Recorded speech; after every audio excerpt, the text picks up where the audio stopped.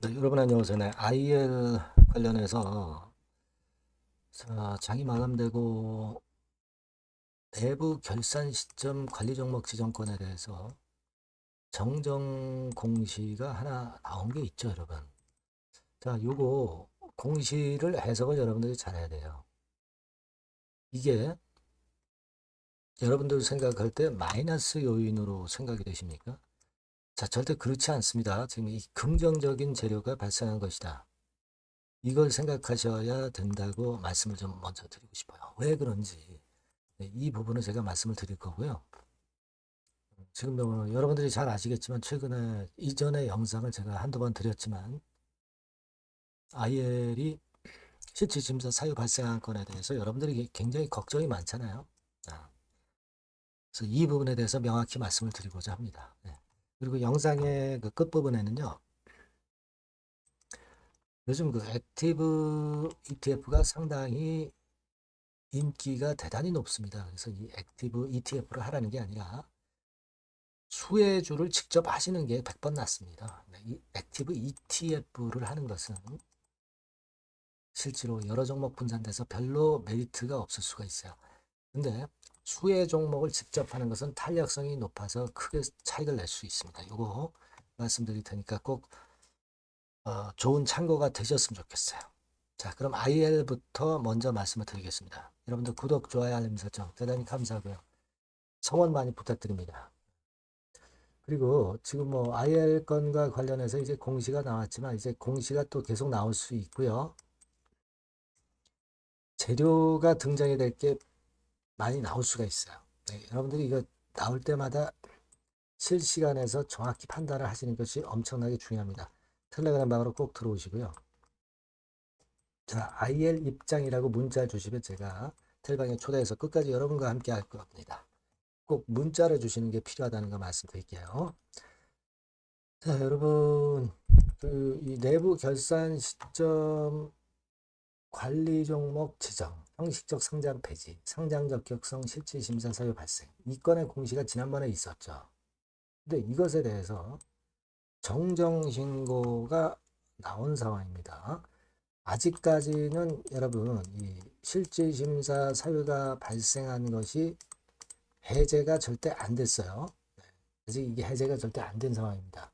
자, 그런 가운데 외부 감사를 진행하다 보니까 수정사항이 몇 가지 나왔어요. 자산 총계 같은 경우 늘어났어요. 그죠? 부채 총계는 줄어들었고, 자본 총계가 확실하게 늘어났습니다, 여러분. 그죠? 56억에서 267억으로 확 늘어났어요. 자, 요걸 보면은요, 여러분, 그때 자산 재평가 한다고 그랬잖아요. 그것이 반영이 된 게 아니냐, 이런 생각을 합니다만은, 아직 확인은 안 됩니다만은, 여하튼, 숫자는 맞아요, 지금. 이거는, 물론, 거래소에서 또 감사보고서에 의해서 나중에 확정이 돼야 되겠지만, 수치를 이렇게 변경한 것은 그 변동이 있기 때문에 이렇게 수치를 변동한 것이다. 이렇게 봐야 될 것으로 그렇게 생각이 됩니다. 그리고 여하튼 영업이익이라든가 기타 뭐 법인세 차감 전순 손실, 네, 이런 것들이 다 변동이 됐어요. 네, 변동이 돼서 결국은 이제 문제가 됐던 것이 이제 법차손율 아닙니까? 그죠? 법차손율이 50% 이상에 해당이 안 되는 42.6%로 일단 결정이 되는 것 같아요. 네, 이거는 물론 감사보고서에 의해서 확정이 되겠지만 일단 지금 현재로서는 사측에서 재무제표를 보면은 그렇게 생각할 수 있고 자본 잠식률 같은 경우는 없어요. 네, 없습니다. 그죠? 잠식이 된 게 하나도 없고 중요한 건 법인세 차감 전 계속사업 손실률이 42.6%로 50% 이상이 아니에요. 자, 그래서 결국 관리 종목 지정이 안 되는 건으로 생각할 수 있는 겁니다. 그죠? 네, 그걸 생각할 수 있는 그런 부분입니다. 특히 여기서 그 리픽싱 조건부 금융부채 평가 손실 제외 여부, 요걸 제외해 줬기 때문에 결국 이제 수치가 더 좋게 된 건데요. 네, 요거 같은 경우도 이제 감사 보고서나 또는 거래소에 의해서 최종적으로 확정이 돼야 되겠죠. 네, 이건 뭐냐면은 전환사채를 발행하면은 발행할 때 주가가 떨어지면 나중에 주식으로 바꿀 수 있는 가격, 그게 전환가액이잖아요. 그걸 주가가 떨어지면 낮춰주는 조건이에요. 그렇죠? 그래서 요건과 관련해서 변화가 있었다는 것을 나타내 줬는데, 법차손을 계산할 때는 리픽싱 조건부 금융부채 평가손실은 제외해 주도록 거래소에서 규정을 두고 있습니다. 그거는 이제 기술평가 기업을 일단 보호해 주기 위한 그런 측면들도 있다는 것을 여러분들이 생각을 하실 수 있어야 되겠고요. 기업을 좀 보호하기 위해서 하는 것이다. 이렇게 생각하시면 될 것 같아요. 그래서 여하튼 이런 건들에 의해서 지금 현재는 실질심사 사유가 발생이 안 된 것으로 우리가 판단을 할 수 있는 상황입니다. 그렇죠? 완전한 100% 판단은 아니고요. 그거는 이제 당국의 발표를, 거래소의 발표를 이제 봐야 되겠죠. 해소됐다는 공시가 뜨는지 이걸 봐야 될 겁니다. 하지만 지금 현재 상황은 일단 긍정적으로 돌아가는 것이다. 이게 긍정적인 요인이 생긴 것이다. 여러분들이 그렇게 좀 기쁘게 보시는 게 필요하다는 거예요. 아시겠습니까? 네.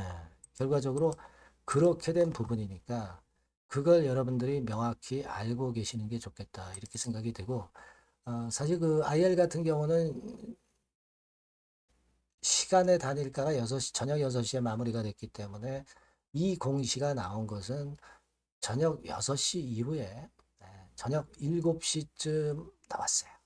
그렇다고 한다면 이 부분에 대한 호재가 반영이 안 됐다. 그러면 우리가 IL의 주가는 긍정적인 쪽으로 당연히 반응하지 않겠는가. 이렇게 봅니다. 아시겠죠? 이해가 되시죠? 요건과 관련한 좀 변화되는 건에 대한 공시나 재료가 또 나올 수도 있고 여러 가지 경우의 수가 발생할 수도 있어요.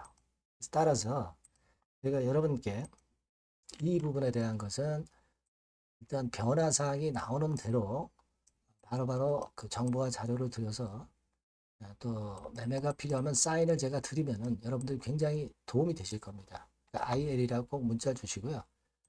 무료 텔레그램 방 들어오셔도 좋습니다. IL 입장이라고 문자 주시면 제가 텔방에 초대드려서 최선을 다해서 끝까지 여러분과 함께 갈 거예요. 무슨 말씀인지 아시겠죠? 네, 꼭 문자를 주시고요. 자, 그리고 제가 액티브 종목을 말씀을 올린다고 그랬죠? 네, 이거 지금 말씀드릴 거니까 말씀 잘 듣고 꼭 대박 내시기 바랍니다. 네, 여러분 이제는 말이죠. 액티브 ETF가 새로 출범하는 거를 여러분들이 잘 알고 이 액티브 종목을 집중 공략을 하셔야 됩니다. 그래서 제가 액티브 종목을 말씀을 드릴 거예요. 그러니까 여러분 요즘 그 지수 ETF를 투자하는 것은요, 이미 한물 가버린 겁니다. 이제는 지수가 한 차례 큰 폭으로 급등했다가 흔드는 그런 패턴이기 때문에 이제는 다시 그 코스닥 쪽에서 출범하는 액티브 ETF를 봐야 돼요. 근데 여러분들이 뭐 ETF를 하라는 말씀이 아니라 그 액티브 ETF에 편입이 될 종목을 해야 된다는 거예요. 예. 그냥 뭐 개인들 사는 종목들이 되는 거 절대 아니고요. 실제로 이 액티브에 편입이 되는 종목들, 이런 종목들만이 차별적으로 또 큰 시세를 낼 거예요. 물론 여러분 코스닥 쪽 액티브 쪽 ETF가 새로 출범하는 겁니다, 여러분. 그걸 여러분들이 주목을 하실 필요가 있다. 그래서 여기에 대한 말씀을 제가 드리려고 해요. 그래서 삼성하고 타임폴리오 쪽에서 먼저 이제 시작을 하는데 시작을 할 따름이고 이걸로 그냥 끝이 아니라 계속 연이어질 수 있다는 부분들을 여러분들이 생각하셔야 됩니다. 그러니까 결국 이제 이 기관에서 만드는 이 기관에서 만지는 종목들만 될 수밖에 없는 그런 패턴이 될 가능성이 높다는 거죠. 아마 기사들을 통해서 어느 정도 여러분들이 감 잡고 계실 겁니다. 그거거든요. 그래서 우리가 이 액티브 종목을 해야 된다. 이걸 우리가 공략을 해야 된다. 이 말씀을 좀 드리고 싶은 거예요. 네. 다시 말씀드리지만 지수 ETF 쪽 관련주들은 사실 한물 같습니다. 이제는 진짜 그 종목들 중에서 액티브 자산운용 쪽들이 간택하는 종목들만 간다 이거예요. 그래서 여러분도 잘 아시겠지만 이제 삼성 액티브하고 타임폴리오부터 이제 시작이 되는데 이게 그냥 한 달 뭐 이렇게 해서 끝나는 게 아니라 계속 뭐 몇 달간 계속 이어질 거다라는 얘기죠. 이 부분을 주목하셔야 돼요. 삼성에서는 예를 들면 코스닥 핵심 성장주에 집중 투자를 합니다. 어리버리한 종목들은 투자를 안 한단 말이에요. 그러니까 이런 쪽만 올라갈 거예요. 그리고 타임폴리오 같은 경우는 신성장 종목 이쪽을 주로 공략을 하는 거예요. 그겁니다, 여러분. 그래서 여기 그 제가 설명을 드렸지만은 국내 증시 역사상 최초입니다. 코스닥 비교지수 액티브 ETF가 등장하는 겁니다. 그러니까 기초 지수를 단순히 복제하지 않고, 그러니까 지수 쪽 ETF가 아니라는 얘기예요. 지수 쪽 ETF는 주로 이제 패시브라고 그러죠. 패시브. 펀드 매니저가 종목과 비중을 직접 결정을 하는 거니까 우리는 여기서 이 종목을 잡자 이거예요. 아시겠습니까? 시총 상위주에 대한 쏠림 현상 됐던 거는 이거는 지수 ETF예요. 그죠? 그러니까 종목별 차별화 장세 대응에 용이하다는 겁니다. 이걸 우리가 명확히 파악하고 대응을 하셔야 된다는 얘기예요. 그래서 여러분 여기 나와 있지만 액티브 ETF하고 패시브 ETF하고 비교를 하는 거 나와 있습니다만 패시브 ETF는 지수에 투자를 하는 거고 액티브 ETF는 종목에 투자를 하는 거다. 모든 종목 투자하는 게 아니라 엑기스 종목만 한다 이거예요.